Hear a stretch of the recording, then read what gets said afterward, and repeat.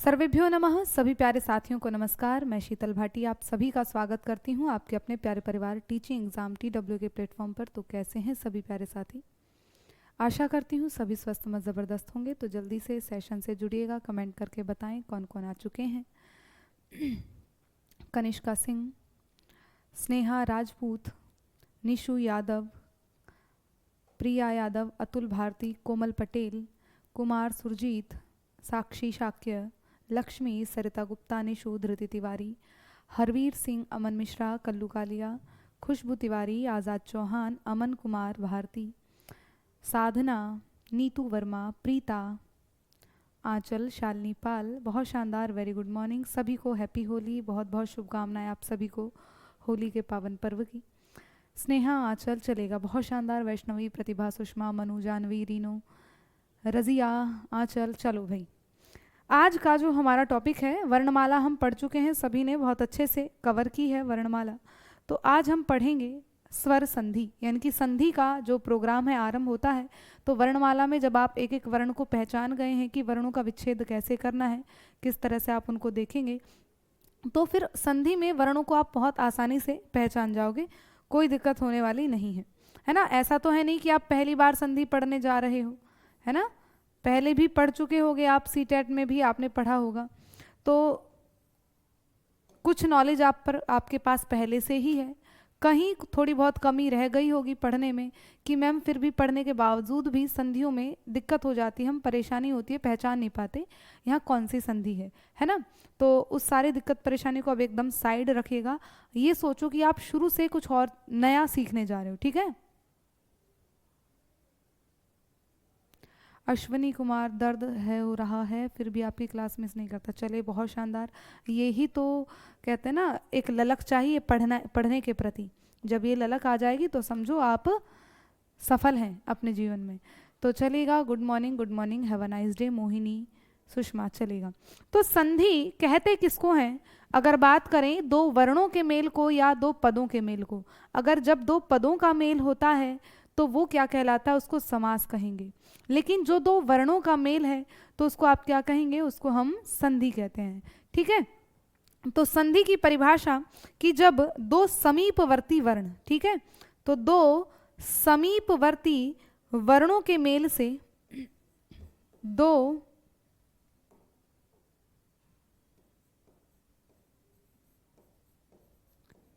समीपवर्ती या निकटवर्ती वर्णों के मेल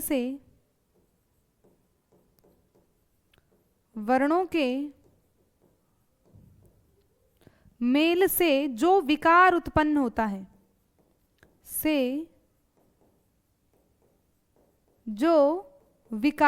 और ये जो विकार है इसी को हम किस नाम से जानते हैं? विकार का मतलब है आपका परिवर्तन। तो जो परिवर्तन कह लो या जो विकार होता है उसको आप किस नाम से कहते हैं? जो विकार होता है उसे संधि के नाम से जाना जाता है। परिवर्तन होता है वह संधि कहलाता है।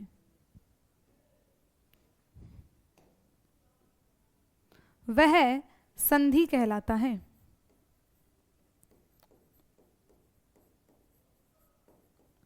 संधि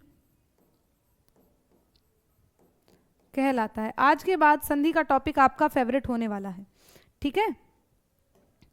अब संधि में एक नियम है आपका। नियम क्या होता है? विशिष्ट नियम इसमें, तो संधि में याद रखना, सदैव पहले शब्द का अंतिम वर्ण और दूसरे शब्द का पहला वर्ण ये मिलकर परिवर्तन जब होता है तो वो आपकी संधि होगी। तो संधि हमेशा किस में होती है?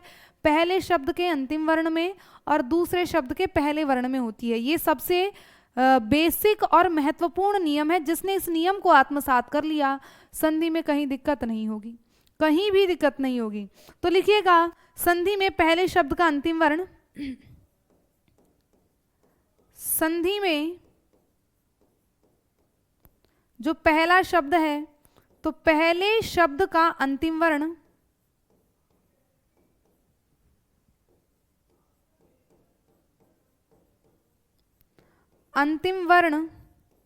तथा दूसरे शब्द के पहले वर्ण तथा दूसरे शब्द के आदि वर्ण,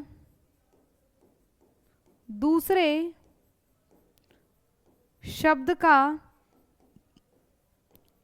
आदि वर्ण। आदि वर्ण का मतलब क्या है? जो पहला वर्ण है, प्रथम वर्ण है ना। आदि का मतलब प्रथम, प्रथम वर्ण का मेल होता है। संधि में पहले शब्द का अंतिम वर्ण तथा दूसरे शब्द का आदि वर्ण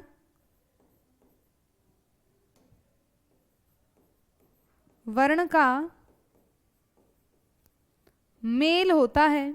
ये सबसे बेसिक और महत्वपूर्ण नियम है संधि का, कि किस तरह से, जैसे आप देखेंगे एक उदाहरण के रूप में, आपको बहुत अच्छे से अब ये समझने आने वाला है। मैंने कहा कि दिशा शब्द हमने लिखा और यहां पर मैंने लिखा आपका अंतर, ठीक है, दिशा और अंतर। अब मैंने आपसे क्या कहा है कि संधि में हमेशा क्या होता है? पहले शब्द का अंतिम वर्ण। अब आप ये पहचान गए हैं ना कि सभी जो व्यंजन है वो स्वर से मिलकर बनते हैं। स है अगर, तो स में आपका डायरेक्टली या इनडायरेक्टली क्या है? स में ए छिपा हुआ है, तब जाकर स बना है। मैं सा की बात करूं तो इसमें आपका क्या छिपा हुआ है?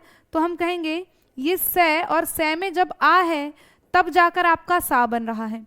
तो वही देखना है, श है और श में क्या है आपका अंतिम वर्ण, तो आप करेंगे शा में क्या है आपका आ है, और अंतर में आपका ये ए है। तो आ और ए को मिलाकर क्या होता है? आ दीर्घ। अब इन दोनों वर्णों में क्या है? परिवर्तन आ रहा है। तो इन दोनों वर्णों को मिलाकर जो विकार आएगा उसे आप क्या कहोगे? उसे हम संधि कहते हैं।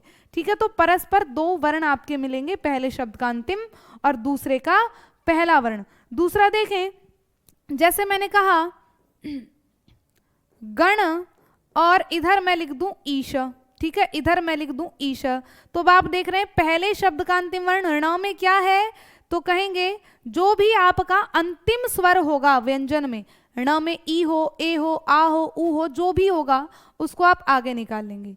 ठीक है, तो ए और यहाँ का आपका पहला वर्ण क्या है? ई है। तो ए और ई को क्या होता है? ए गुण हो जाता है ना, और ये गुण संधि में बनता है। तो आपका शब्द क्या बनेगा? ये बन जाता है गणेश। अब इनको गुण कैसे हो रहा है और दीर्घ कैसे हो रहा है, तो उन पर एक एक संधि के द्वारा हम चर्चा करेंगे। और वहां पर देखो कई बार दिक्कत होती है, संधि कर लेते हो तो आपको विच्छेद नहीं आता, विच्छेद कैसे करें, है ना, तो विच्छेद कर ले तो संधि नहीं पता चल रही है, तो वो सभी आपको पढ़नी है। ठीक है, उमेश चौधरी मैम कई बार पढ़ चुका हूँ संधि, चलेगा, बहुत बढ़िया। तो फिर तो आपको रट गई होंगी संधियों में, कोई दिक्कत ही नहीं होनी चाहिए फिर तो, अगर आप मेरे से ही पढ़ चुके हैं कई बार, है ना, तो आप बधाई के पात्र हैं कि आपको मुबारक हो, संधि बहुत अच्छे से आ गई होगी। ठीक है, चलेगा। दीदी कितनी देर की क्लास चल रही है? लेट हो गया, अभी स्टार्ट हुई है क्लास केवल और केवल। अब बात करते हैं संधि के जो प्रकार हैं, कितने प्रकार की संधि होती है।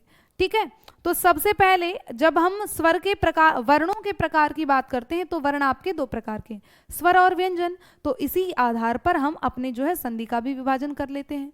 ठीक है, कि आपका स्वर कितने प्रकार का, संधि भी कितने प्रकार की, स्वर और व्यंजन। साथ में एक और ले लेते हैं विसर्ग संधि। हालांकि विसर्ग संधि हम संस्कृत के शब्द, हिंदी में तो विसर्ग का प्रयोग होता नहीं है, संस्कृत में होता है। तो आप आराम से पढ़िएगा, यहाँ पर जो संधि है उसके प्रकार कितने हैं? 3 प्रकार। ठीक है, तो संधि के प्रकार,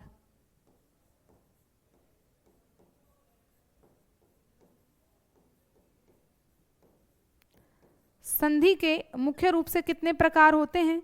तो कहेंगे 3 प्रकार की आपकी संधि होती है।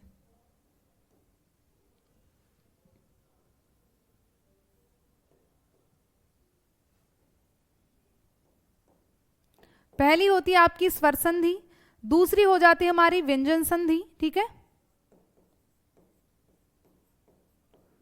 स्वर संधि, दूसरी हमारी होती है व्यंजन संधि,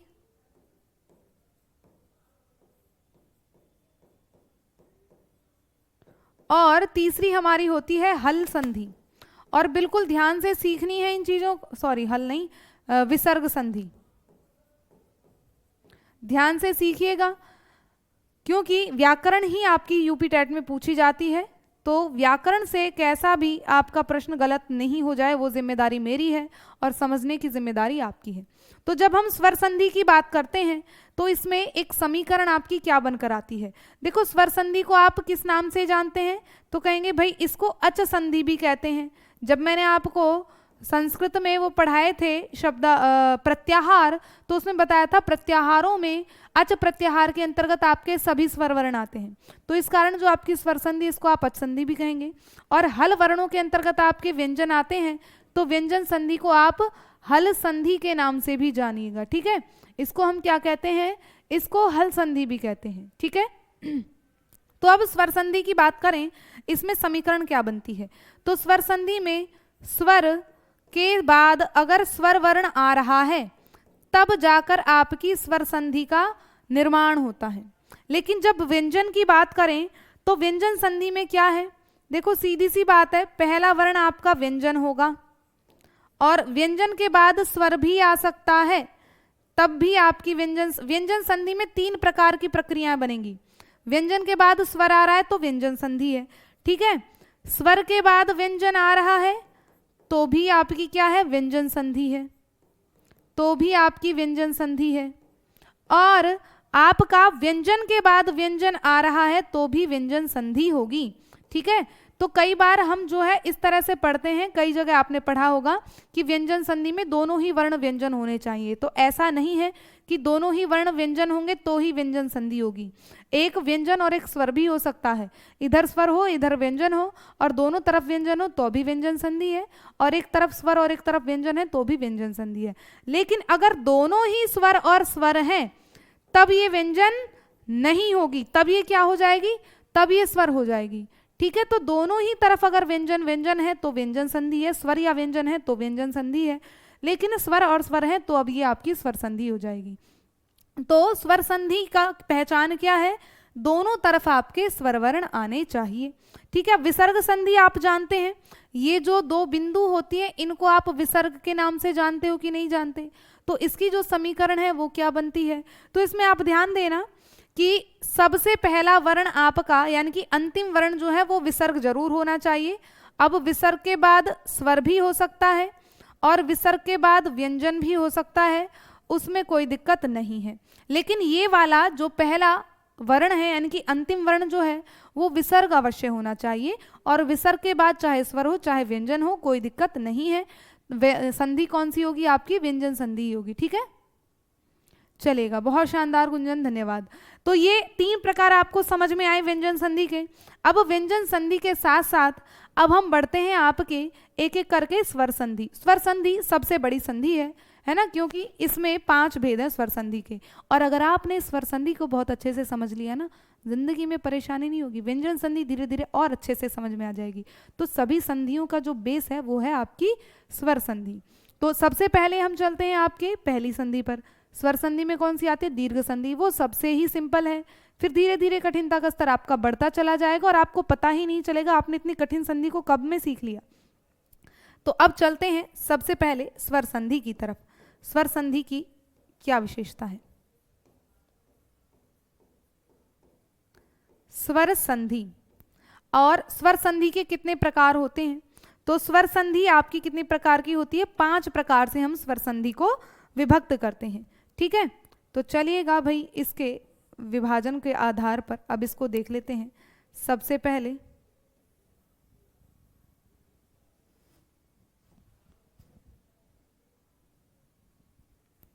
पांच प्रकार, 1 2 3 4 और 1 5। तो इस स्वर संधि के 5 प्रकार हैं। इसमें हमारी जो सबसे पहली संधि है उसको हम किस नाम से जानेंगे, तो उसको हम कहते हैं दीर्घ स्वर संधि।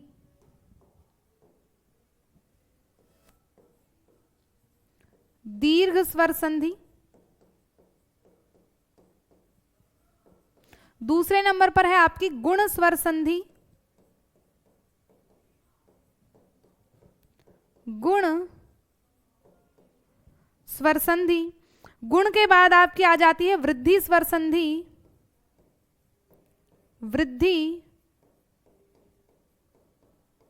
स्वर संधि, वृद्धि के बाद आपकी आ जाती है यण और अयादि, ठीक है, यण संधि, यण संधि, और पांचवी है आपकी अयादि संधि।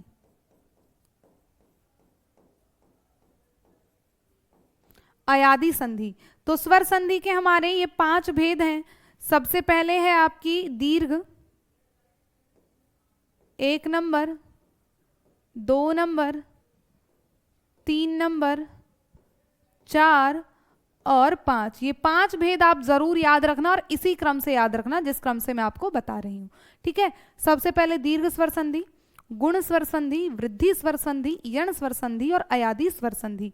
अब ये जो संधियां हैं, स्वर संधि को भी हम कितने प्रकार से विभक्त करेंगे? 2 प्रकार से विभक्त करते हैं, है ना। संधि जो है वो हमारे 2 प्रकार से होती है। एक जो है वो आपकी क्या होती है, गुंजन मैम, मम्मी भी मेरी क्लास पढ़ती है, अच्छा धन्यवाद, है ना। तो जो आपकी क्या नाम है, स्वर संधि है, तो उसमें एक तो एकादेश होता है और एक आदेश होता है। संधि 2 प्रकार का प्रक्रिया होती है संधि में। एक तो होती है एकादेश प्रक्रिया, ठीक है, एक प्रक्रिया एकादेश होती है और एक आपकी आदेश प्रक्रिया होती है, ठीक है। तो जब भी हम संधि करेंगे तो 2 प्रक्रियाओं से आपकी संधि होती है। अब ये एकादेश क्या होता है और आदेश क्या होता है, ये सभी चीजें आपको समझ में आएंगी, ठीक है। तो अब आप देखेंगे एकादेश का मतलब क्या है। अगर मैं कहूं कि जैसे मैंने कहा ए और ए दोनों को मिलाकर क्या हो जाए, आ हो जाए, तो यानी कि दोनों को एक ही वर्ण हो रहा है, तो इसको क्या कहेंगे, एकादेश। मैंने कहा ई और ई दोनों को मिलाकर क्या हो जाए, ई हो जाए। मैं कहूं ए के बाद अगर ई आ रहा है तो दोनों को क्या हो रहा है, ए हो रहा है। ए के बाद अगर उ आ रहा है तो दोनों को क्या होता है, ओ होता है। यानी कि जब 2 वर्णों को एक ही आदेश होता है तो उसको आप क्या कहते हैं, उसको एकादेश कहते हैं। अब फिर आती है आदेश प्रक्रिया। अब आदेश क्या होता है, जब आप जानते हैं, जैसे यण संधि की बात करें कि अ के बाद अगर ई आता है ना, तो ई के बाद अगर अ आता है, कि ई के बाद अगर कोई स्वर वर्ण आता है तो ये जो ई है इसको य आदेश हो जाता है।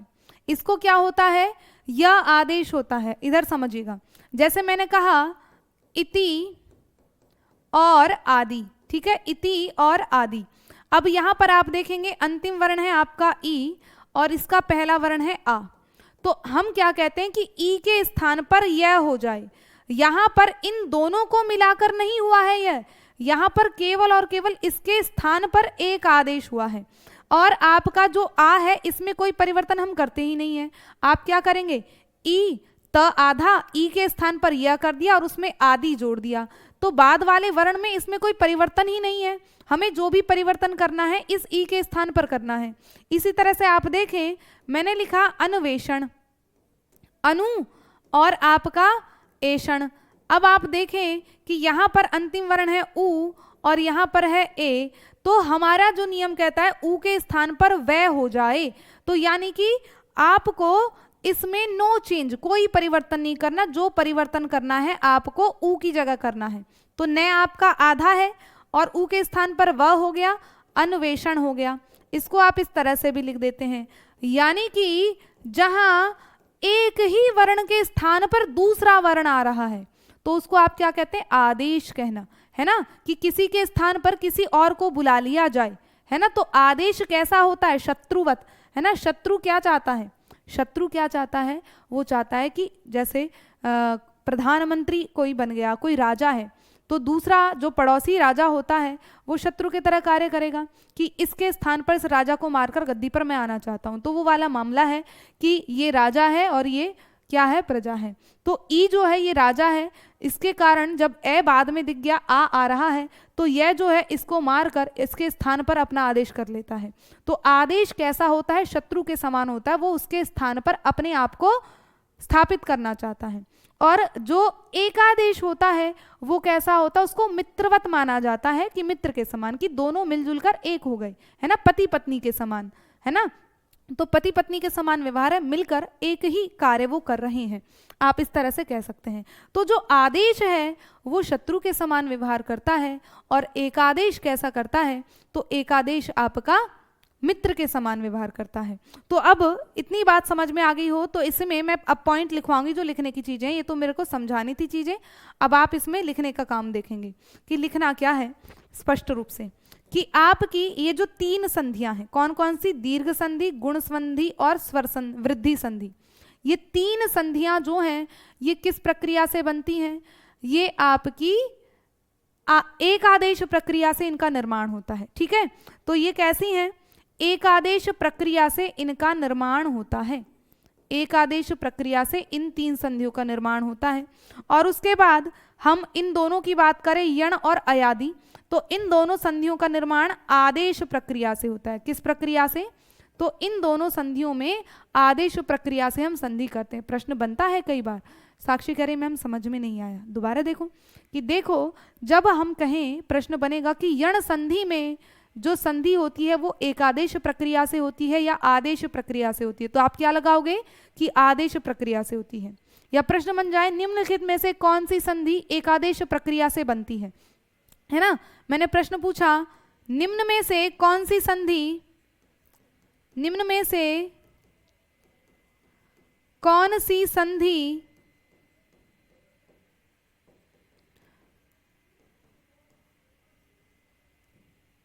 आदेश प्रक्रिया से बनती है,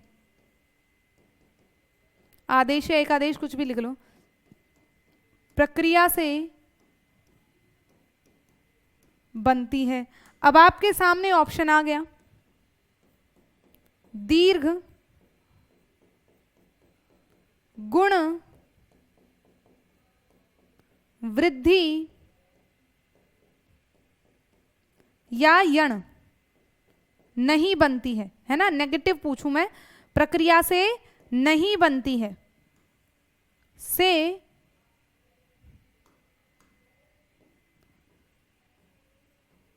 नहीं बनती है।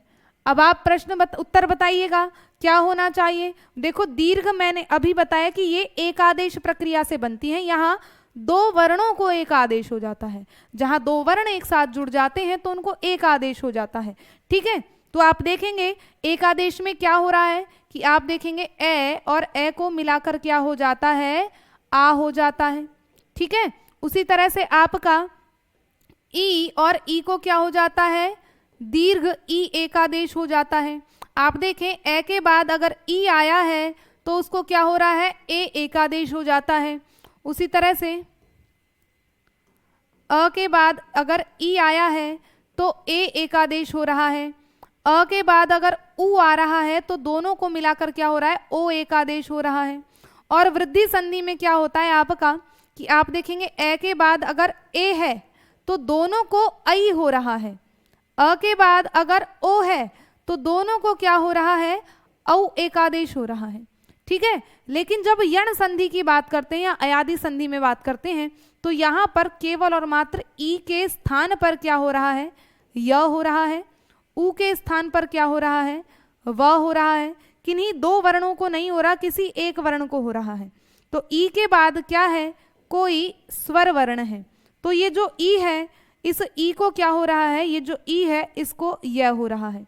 इसी तरह से आपका अयादि की बात करें तो अयादि संधि में क्या है, एचो यवा यावह, कि ए के बाद अगर कोई स्वर वर्ण है तो ये जो ए है इसको आपका अय आदेश हो जाता है। क्या हो जाता है, इसको अय आदेश हो जाता है। तो यहाँ पर आपकी जो दीर्घ संधि है, गुण संधि है और वृद्धि संधि है, ये 3 संधियां एकादेश प्रक्रिया से बनती हैं। यण संधि और अयादि संधि किस प्रक्रिया से बनती हैं, आपकी मतलब आदेश प्रक्रिया से बनती है। तो आदेश और एकादेश क्या होता है, इसको मैं लिखवा देती हूं यहां पर, चलिएगा कि एकादेश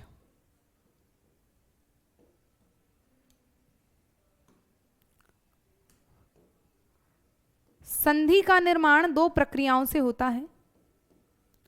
संधि का निर्माण 2 प्रक्रियाओं से होता है।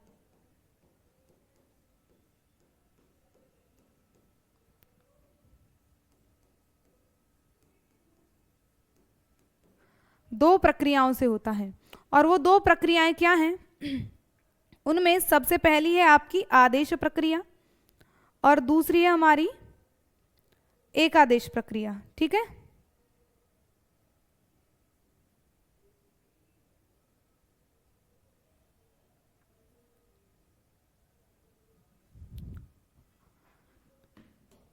दो प्रक्रिया न कहकर, ये तो स्वर संधि हमारी दो प्रक्रियाएं हैं, तो अब आप इसमें दो प्रक्रियाएं न कहकर चार प्रक्रियाएं लिखोगे। रुक जाओ,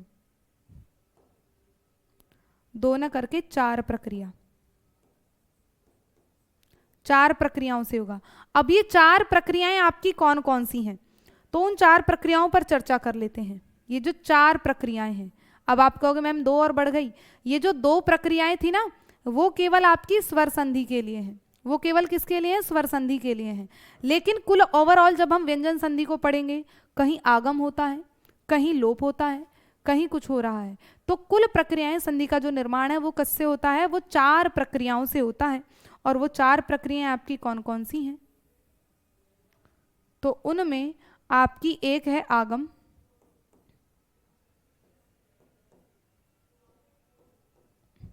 ठीक, एक है आपका आदेश,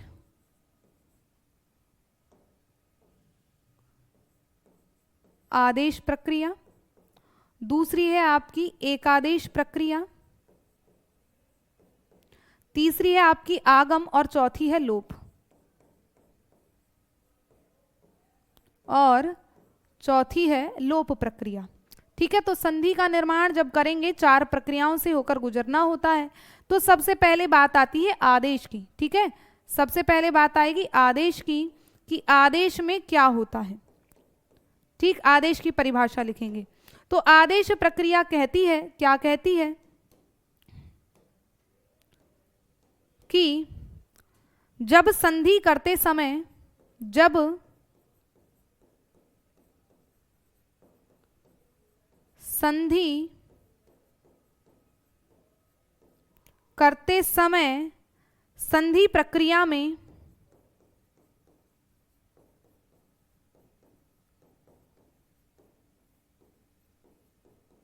संधि प्रक्रिया में प्रथम पद का अंतिम वर्ण,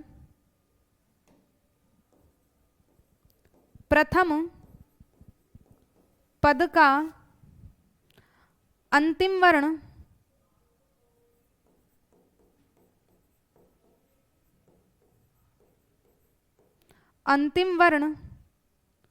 परिवर्तित होता है।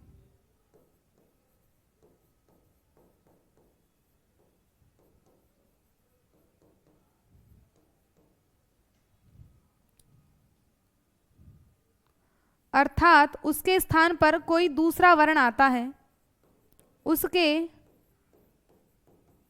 स्थान पर कोई दूसरा वर्ण आता है।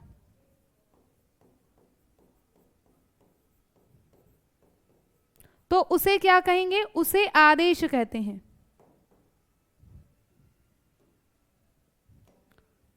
तो उसे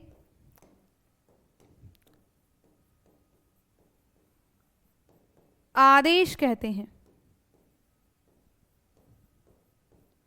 अब आदेश प्रक्रिया से मैंने आपको बताया आपकी जो यण संधि है और अयादी संधि है। मैम थ्योरी पूछता है क्या पेपर में? थ्योरी बहुत कठिन है। देखो, थ्योरी नहीं पढ़ोगे तो व्याकरण कैसे करोगे? बिना थ्योरी पढ़े कुछ भी समझ में ही नहीं आएगा। ठीक है, तो चीजें पढ़नी पड़ेंगी। जब संधि करते समय संधि प्रक्रिया में प्रथम पद का अंतिम वर्ण परिवर्तित होता है, अर्थात उसके स्थान पर कोई दूसरा वर्ण आता है, तो उसे आप क्या कहोगे? उसे हम आदेश कहते हैं। ठीक है, तो अब आप देखिएगा, जैसे या इसी में ही थोड़ा सा स्पेस करके लिखवा देते हैं कि स्वर संधि में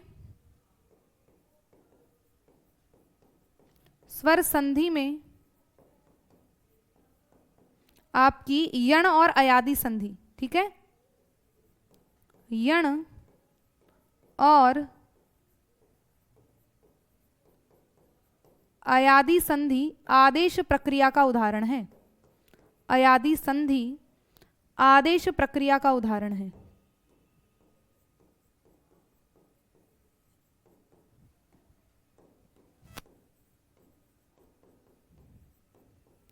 प्रक्रिया का ही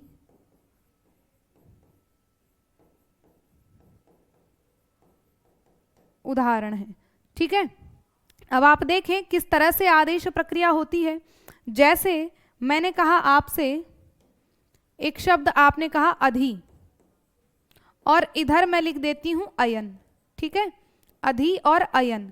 तो इसमें आप देखेंगे, अभी मैं व्यंजन संधि, ये जो आपकी यण संधि है आगे मैं पढ़ाऊंगी हालांकि डेप्थ में ही, पर आप पहले वर्णों को देखें। इसमें अंतिम वर्ण क्या है, अगर आप देखें ध में अंतिम वर्ण क्या है, आपको अंतिम वर्ण की पहचान करनी आनी चाहिए। पहली बात ये है ना, आपको अंतिम वर्ण की पहचान आनी चाहिए कि पहले पद का अंतिम वर्ण क्या है। जैसे मैंने कहा शनि, है ना, मैंने कहा अनु, मैंने कहा कृषि, मैंने कहा देव। अब आपको देखना है अंतिम वर्ण क्या है। अगर आप देख रहे हैं न में क्या है, ई की मात्रा है, तो इसका अंतिम वर्ण क्या है, ह्रस्व ई है। न में उ की मात्रा, इसका अंतिम वर्ण क्या है, उ है। इसमें अंतिम वर्ण ह्रस्व ई है। इसमें व में क्या है, ए है। तो कौन सा अंतिम स्वर है आपको वो देखना है, कहने का मतलब वो है। ठीक है, तो अब आप देखेंगे अधिनायक में अंतिम स्वर आपका क्या है, तो अधिनायक में आपका अंतिम स्वर है ई। ध में क्या है, ई है, तो इसमें अंतिम स्वर है आपका ई। और इधर अयन में आपका ए है। तो हमारा इस अयन से वैसे कोई लेना देना है ही नहीं, लेकिन हाँ वो कंडीशन आपकी होती कि ई के बाद कोई भिन्न स्वर होना चाहिए। अगर मैं कहूं भाई ई के बाद ई है, तो आप जानते हैं उसको दीर्घ ई हो जाएगा, वो तो दीर्घ संधि है ना। तो यहाँ पर तो दो वर्णों को एक आदेश होता है, वो तो एक आदेश है। लेकिन यन संधि क्या कहती है, वो कहती है कि ई के बाद कोई भी अलग स्वर होगा तो ये जो ई है इसके स्थान पर आपको क्या कर देना है, य कर देना है। यानी कि कुल मिलाकर जब आप संधि करोगे तो आपको ये जो बाद वाला पद है इसमें नो चेंज, इसमें हमें नो चेंज करना होता है। आप जानते हैं ना कि संधि जब हम करते हैं तो उन वर्णों में जो विकार आया, परिवर्तन आया, वो आपकी संधि है। तो अब आपने देखना है आपको क्या करना है, जो जो वर्ण आपने निकाला है, जैसे अधि में से आपने ई निकाल लिया बाहर, बिल्कुल निकाल लिया, तो अब ध आपका स्वर रहित बचता है कि नहीं बचता। बहुत ही छोटी छोटी बारीक और कॉमन बातें, ध्यान से सुनो। ध में से ई वर्ण आपने निकाला और नियम कहता है ई के स्थान पर य हो जाए। अब आप इनको बस व्यवस्थित करना है। तो ध में से ई निकला, ध बचा आधा, और ई के स्थान पर जो आपने करा उसको यूं का त्यों रख दो य। यह भी कैसा है, आधा है, हलंत लगा हुआ है। अब उसके बाद अयन जो है उसको आप जोड़ दो, उसके बाद जो अयन है उसको आप ज्यों का त्यों रखो। अब आप इनको जोड़कर लिखोगे तो अध ध आधा है, इस तरह से बना लो। यह आपका आधा, लेकिन अयन के अ ने मिलकर य को पूरा कर दिया, और दूसरा यह है ये आपका अध्ययन। तो यानी कि यहाँ ई के स्थान पर यह आदेश हुआ है। तो ये किसका उदाहरण हो जाता है, आपका आदेश प्रक्रिया का। ठीक है, तो आदेश जो संधि है वो किस में होती है, आपकी यण संधि में और अयादि संधि। तो ये जो दो संधि हैं यण और अयादि, ये किससे बनती हैं, ये आदेश प्रक्रिया का उदाहरण है।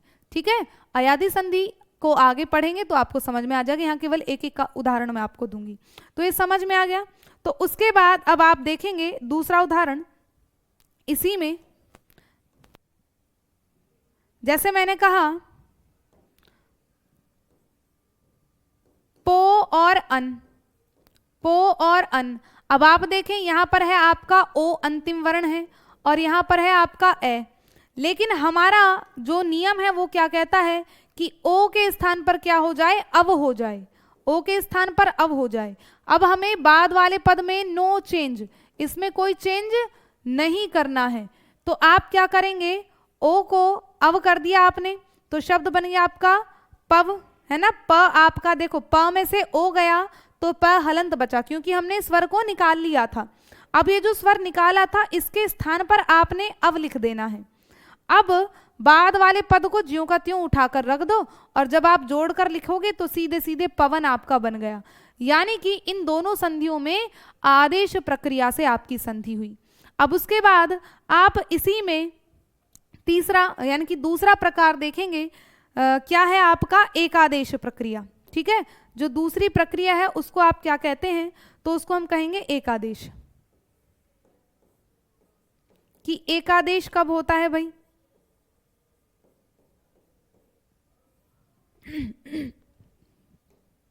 एकादेश। तो एकादेश जब किन्हीं दो स्वरों के स्थान पर, जब किन्हीं दो स्वरों के स्थान पर, जब किन्हीं दो स्वरों के स्थान पर एक ही स्वर होता है। ठीक है, एक ही स्वर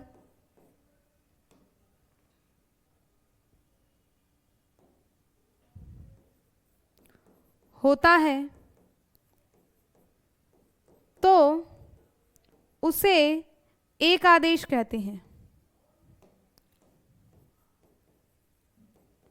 एक ही स्वर हो रहा है यानी कि एक ही आदेश हो रहा है तो उसे एकादेश कहते हैं।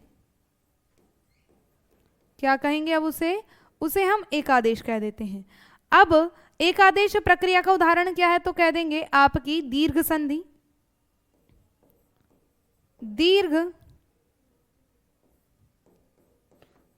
गुण तथा वृद्धि संधि एकादेश प्रक्रिया का ही उदाहरण है।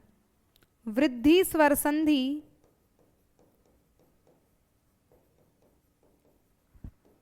एकादेश प्रक्रिया का ही उदाहरण है।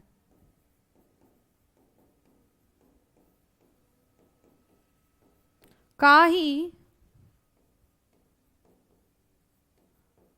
उदाहरण है। ठीक, इतनी बात आपको समझ में आई कि नहीं आई। अब एक आदेश और आदेश हम शुरू से पढ़ते आ रहे हैं, भैया आदेश ये है एक आदेश ये है। मैम ये कैसे पता चलेगा किसके स्थान पर क्या लिखा जाएगा, जैसे ओ के स्थान पर अब लिखा है। साक्षी ये तो अब मैं आगे पढ़ाऊंगी ना जब आपको संधि, है ना, अब हम संधि को क्रम से पढ़ेंगे।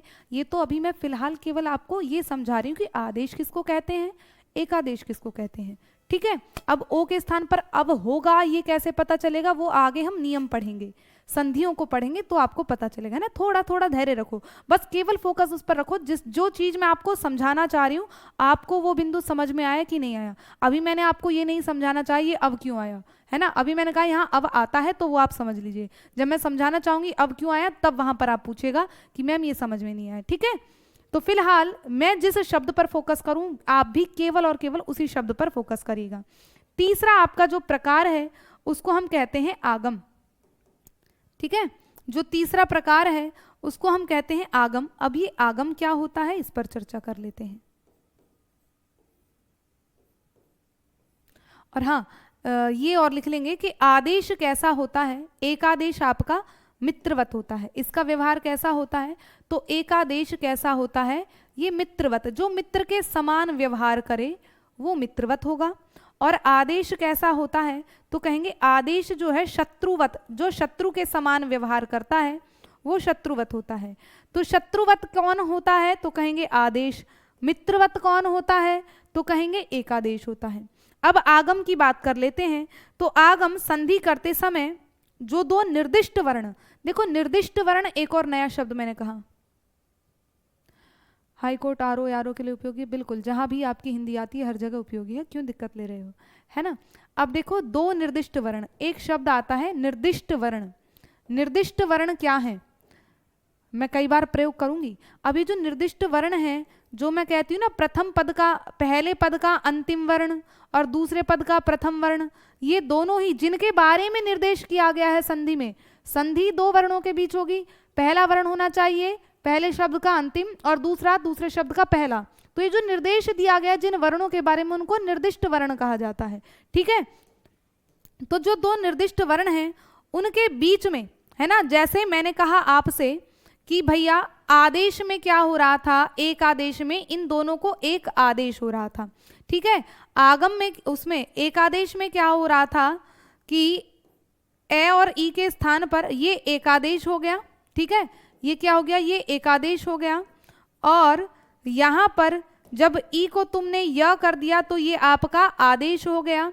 और जब आगम की बात करें तो आगम में कोई परिवर्तन नहीं होता। जैसे मैं कहूं यहाँ च है और यहाँ छ है, तो इनके बीच एक और शब्द आके जुड़ जाए, है ना, यहाँ पर आपका ई है और यहाँ पर आपका छ है, ये दो वर्ण हमने माने, ठीक है, यहाँ छ है, तो अब इन दोनों के बीच में एक और वर्ण अलग से आकर बैठ जाए तो उसको कहते हैं आगम।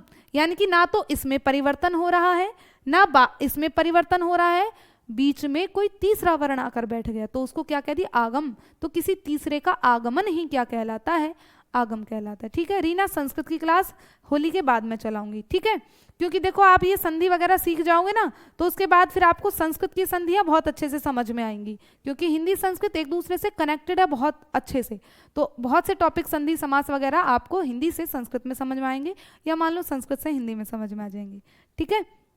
तो चलेगा आगम, लिखेंगे संधि करते समय, संधि करते समय दो निर्दिष्ट वर्णों के बीच, दो निर्दिष्ट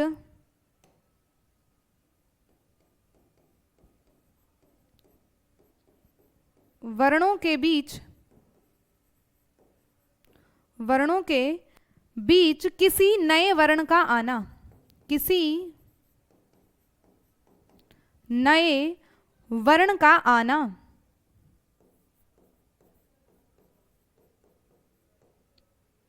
वर्ण का आना या कह लो आगमन, आगमन ही आगम कहलाता है। आगम है,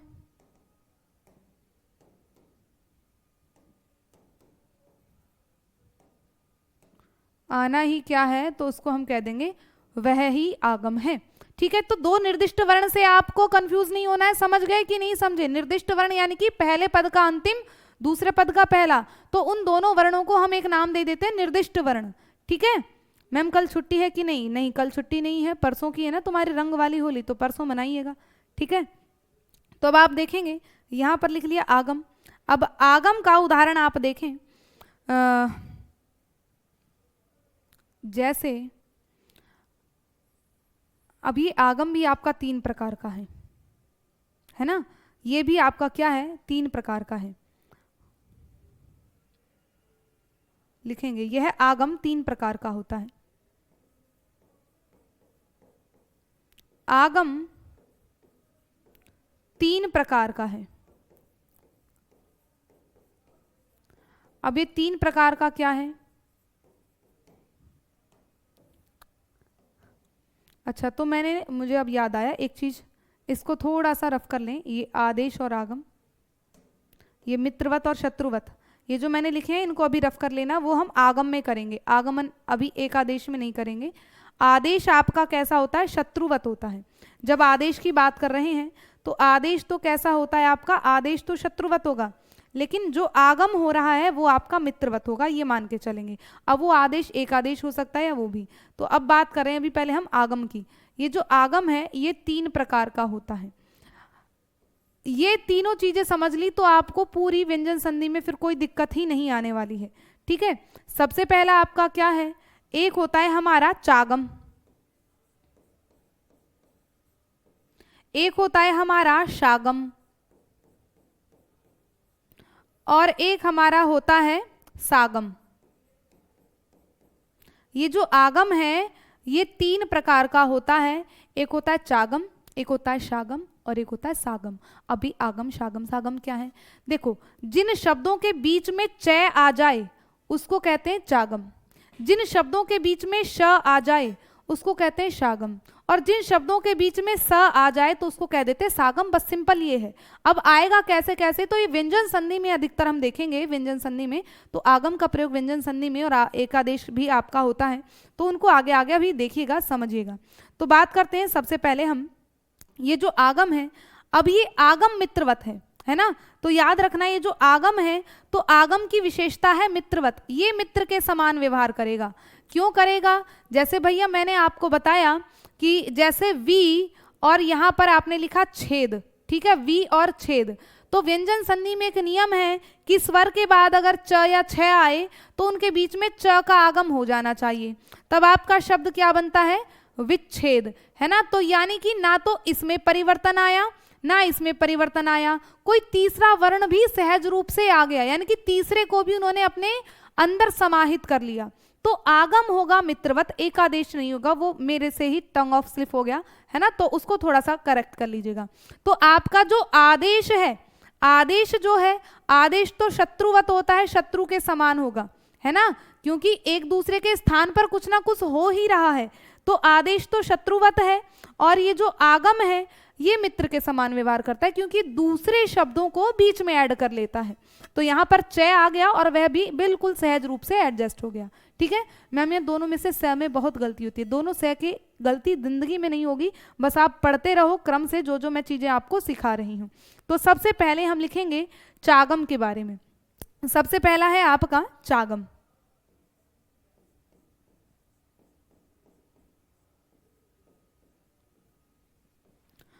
तो चागम, जब प्रथम पद का अंतिम वर्ण, जब प्रथम पद का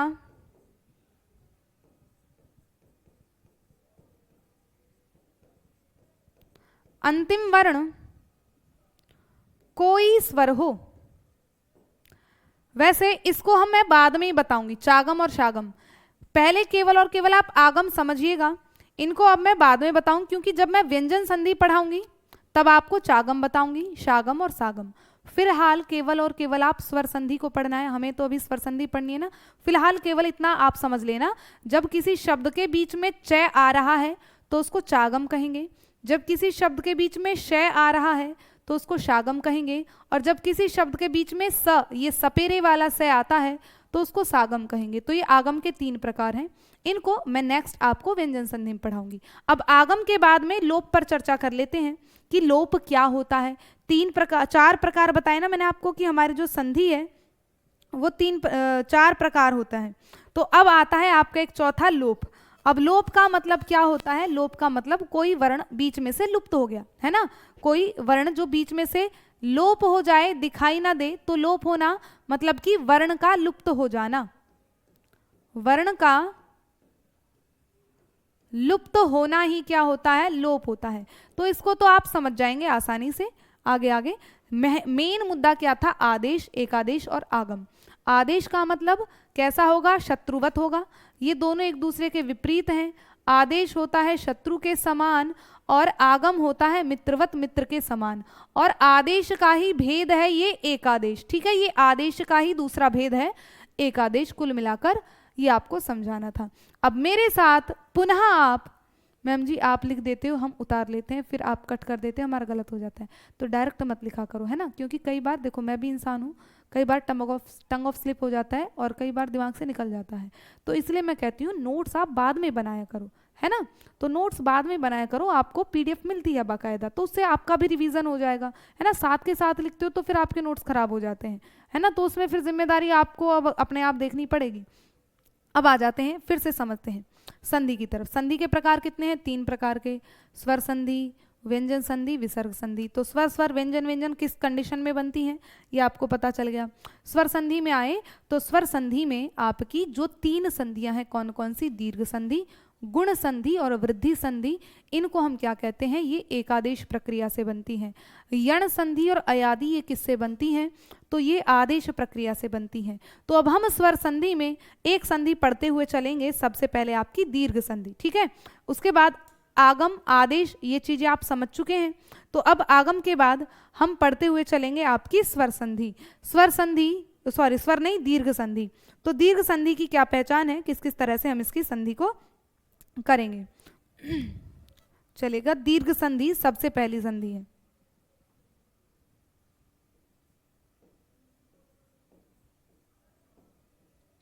दीर्घ स्वर संधि। अब दीर्घ स्वर संधि क्या कहती है कि जब 2 सवर्णी स्वर, जो समान स्वर हैं, एक जैसे दिखने वाले स्वर एक साथ मिलते हैं, तो उनको क्या हो जाए, आपका दीर्घ हो जाए। तो ये जो दीर्घ स्वर संधि है ये 3 प्रकार के होते हैं। तो ह्रस्व आप लिखेंगे ह्रस्व ए, ई या उ के बाद क्या है आपका ह्रस्व या दीर्घ। ठीक है, ह्रस्व या दीर्घ, ह्रस्व या दीर्घ ए, ई, उ के बाद यदि क्रमशः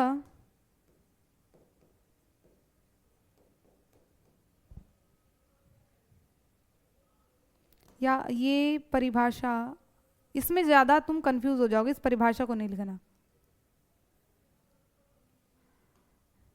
इसे सवर्ण दीर्घ संधि भी कहते हैं। सबसे पहली बात कि इसे सवर्ण दीर्घ संधि भी कहते हैं। ठीक है, सवर्ण दीर्घ संधि भी कहते हैं। और रही बात सूत्र की, संधि भी कहते हैं। कई बार सूत्र भी पूछ लिया जाता है, भले ही आप हिंदी पढ़ रहे हो, है ना, लेकिन कई बार सूत्र भी पूछ लिया जाता है कि इसका सूत्र क्या है। तो इसका सूत्र लिख लो साइड में कि अकः सवर्णे दीर्घ, अकः सवर्णे दीर्घ, कि जो सवर्ण संधि है अक प्रत्याहार के अंतर्गत आने वाले जो वर्ण हैं उनको दीर्घ हो जाए। अब जो बच्चे संस्कृत के हैं, कुछ बच्चे संस्कृत भी ली होगी सेकंड लैंग्वेज में, ज्यादातर बच्चे दूसरी क्या है संस्कृत लेते हैं, है ना। तो आपको क्या करना है, अक प्रत्याहार आप जानते हैं क्या होता है। अक प्रत्याहार में आपके कौन कौन से वर्ण आते हैं, तो ए, ई, उ, री और लरी, ये वर्ण आते हैं आपके अक प्रत्याहार में। अब ये कह रहे हैं कि अक के अंतर्गत आने वाले अगर सवर्णी वर्ण एक साथ मिल जाएं तो उनको दीर्घ हो जाए। यानी कि अगर अ या आ के बाद आपका क्या आ रहा है, ए या आ रहा है, तो उनको क्या हो जाए, दीर्घ हो जाए। तो सवर्णी का मतलब इनके सवर्ण मिल जाएं, समान वर्ण। तो ई के बाद अगर आपका ई या ई आ रहा है तो उसको क्या हो जाए, ई दीर्घ हो जाए। उसी तरह से ऊ के बाद क्या आ रहा है, ऊ या ऊ आ रहा है तो उसको क्या हो जाए, ऊ दीर्घ हो जाए। इसी तरह से री के बाद आपका री ये दीर्घ आ जाए तो आपका री दीर्घ हो जाता है ना। लरी के बाद अगर लरी आ रहा है तो याद रखना हिंदी में हम लरी नहीं मानते। हिंदी में मूल रूप से जब हम संधि की बात करते हैं तो इन 3 वर्णों को लाते हैं। री भी हिंदी में दीर्घ नहीं होता, याद रखना। हिंदी में जो दीर्घ होता है वो केवल और केवल अ, ई, उ इन 3 को दीर्घ होता है। री को भी दीर्घ नहीं होता, लेकिन फिर भी ना होते हुए भी प्रश्न प्रीवियस ईयर में यानी कि आजकल पूछे जाते हैं इससे भी, तो इसलिए मैं ये भी आपको साथ के साथ बताते हुए चल रही हूँ। तो दीर्घ स्वर संधि क्या कहती है, इसे सवर्ण दीर्घ भी कहते हैं। तो अक प्रत्याहार जो है इसके अंतर्गत आपके कौन कौन से वर्ण आते हैं, अ, ई, उ, री, लरी। तो यहाँ पर आप लरी को हटा देंगे क्योंकि ये संस्कृत में इनको दीर्घ होता है, री को भी और लरी को भी। ठीक है, तो यहाँ पर जब ये सवर्णी, सवर्णी का मतलब अपने जैसे समान वर्णों से मिलते हैं तो उसको आप क्या कहते हैं, उसको हम सवर्णी कहते हैं। ठीक है, उसको हम क्या कहते हैं, उसको हम सवर्णी कहते हैं। तो जब ये उनसे मिलेंगे तो उनको क्या हो जाएगा, दीर्घ हो जाएगा। तो इसमें कुल कितनी कंडीशन बन रही है आपकी, तो याद रखेंगे 1, 2, 3 और 4। ठीक है, अब इधर जरूरी नहीं है ह्रस्व है, इधर दीर्घ भी हो सकता है आपका ए या आ, और इधर भी ए या आ। तो अब हम सबसे पहले नियम को पढ़ते हैं। ठीक है, सबसे पहले वाला नियम हमारा क्या है, वो कह रहा है कि अ या आ के बाद क्या आए, ए या आ सवर्णी आए तो इनको क्या हो जाता है, आ दीर्घ हो जाता है। ये हमारा सबसे पहला नियम है दीर्घ संधि का। ठीक है, तो ये हमारा सबसे पहला नियम है दीर्घ संधि का, इसको याद करते हुए चलेगा। अब आप इसके उदाहरण देखेंगे, आपको संधि में ये पता है कि सबसे पहले वर्ण का अंतिम वर्ण और सबसे, हाँ बिल्कुल इन्हें सजातीय वर्ण भी कह सकते हैं, कोई दिक्कत नहीं है। सबसे पहले वर्ण का अंतिम वर्ण और दूसरे शब्द का पहला वर्ण, है ना। तो जैसे मैंने कहा आपसे एक शब्द आधार और यहां पर मैंने लिखा आधेय, आधेय। अब आपको क्या करना है, बस इस नियम को याद रखो कि जब भी संधि करेंगे कि सबसे पहले शब्द का अंतिम वर्ण, पहले शब्द का अंतिम वर्ण क्या है, र, और र में क्या है, हलंत लगा है क्या, नहीं लगा, तो यानी कि ए आपका विद्यमान है, बिल्कुल विद्यमान है। तो र में क्या है, आपका ए वर्ण है। और आप देखेंगे दूसरे पद का पहला वर्ण क्या है, तो वो आपका आ है। अब आपके दिमाग में क्लिक हुआ कि नियम हमने पढ़ा है कि जब ये दो सवर्णी मिल रहे हैं तो इनको क्या हो जाए, इनको आ दीर्घ हो जाए, है ना। आपको ये नियम और ये वर्ण अगर याद हो जाए कि कौन से वर्ण को मिलकर क्या हो रहा है और किस संधि में होता है, तो आपकी संधि में कोई दिक्कत जिंदगी भर में नहीं होने वाली है। तो आपको अभी पहला नियम पता चला कि जब ए या आ या आ, जब ये परस्पर सवर्णी मिल रहे हैं तो उनको क्या होता है, उनको दीर्घ हो जाता है। तो क्या बनेगा अब आपका शब्द, तो शब्द बना आधार आधेय, आधार आधार और आ दोनों को मिलकर एक कर दिया, आधारा ध्येय। इस तरह से आपका क्या है, ये वर्ण बन जाता है, ठीक है।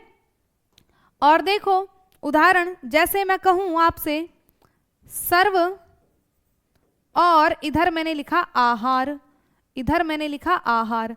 अब आपके दिमाग में फिर दिमाग की बत्ती जली और आप देखेंगे पहले शब्द का अंतिम वर्ण क्या है, तो आप देख रहे हैं सर्व। कई सोच रहे होंगे जी रे भी तो है ऊपर, कल मैंने आपको मात्राओं का ज्ञान सिखाया था लास्ट क्लास में, परसों मतलब की।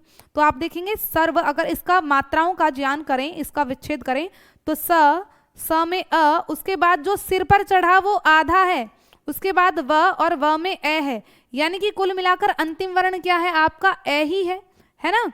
तो यहाँ पर आपका जो अंतिम वर्ण है ये ए है, और यहाँ पर आपका जो पहला वर्ण है वो क्या है, आ है। अब बिल्कुल बत्ती जली और आपको याद आया कि ये तो समीकरण किस में बनती है, हमारी दीर्घ संधि में बनती है, और आपका शब्द क्या बन गया, सर्वाहार, है ना। शब्द क्या बन गया, सर्वाहार। तो ये आपका दीर्घ संधि का पहला नियम है। इसको अभी कल हम आगे और कंटिन्यू करेंगे। इतनी बातें आपको सभी समझ में आ गई कि नहीं आई। जो मेन मुख्य बातें थी आज की, मुझे सिखानी थी, आदेश क्या होता है, आगम क्या होता है, एकादेश क्या होता है, लोप क्या होता है, वो आपको समझ में आया कि नहीं आया। देखो जब भी संधि करनी है, संधि में मुख्य रूप से चार प्रकार से संधि होती है, और उसमें भी जब हम स्वर संधि की बात कर रहे हैं तो स्वर संधि में हम दो प्रकार से संधि का निर्माण करते हैं, एक आदेश प्रक्रिया से करते हैं और एक हम आगम प्रक्रिया से करते हैं, ठीक है। एक जो आगम से, आदेश प्रक्रिया से, और एक एकादेश प्रक्रिया से, ठीक है। मैम लोप का उदाहरण दे दें, लोप में आगे कराऊंगी। हम विसर्ग संधि में लोप करते हैं अधिकतर, है ना। विसर्ग संधि में लोप आदि का प्रयोग करते हैं, तो विसर्ग संधि जब पढ़ेंगे तो उसमें समझ में आएगा लोप संधि, ठीक है। तो लोप संधि के लिए विसर्ग संधि को रिजर्व कर लो, वो आगे बताऊंगी, ठीक है। फिलहाल इतना ही आपको पढ़ना है और इस पर दोबारा रिवीजन कर लेना, फोकस कर लेना। जो चीज़ समझ में नहीं आई आप मुझसे टेलीग्राम ग्रुप में पूछ लेना, ठीक है। तो मैं आपके लिए अवेलेबल हूँ, जहाँ पर जो दिक्कत हो आप पूछ लीजिएगा बिना झिझके। Love you, take care, bye bye, धन्यवाद, हैप्पी होली अगेन आप सभी को बहुत सारी। मिलते हैं कल के सेशन में।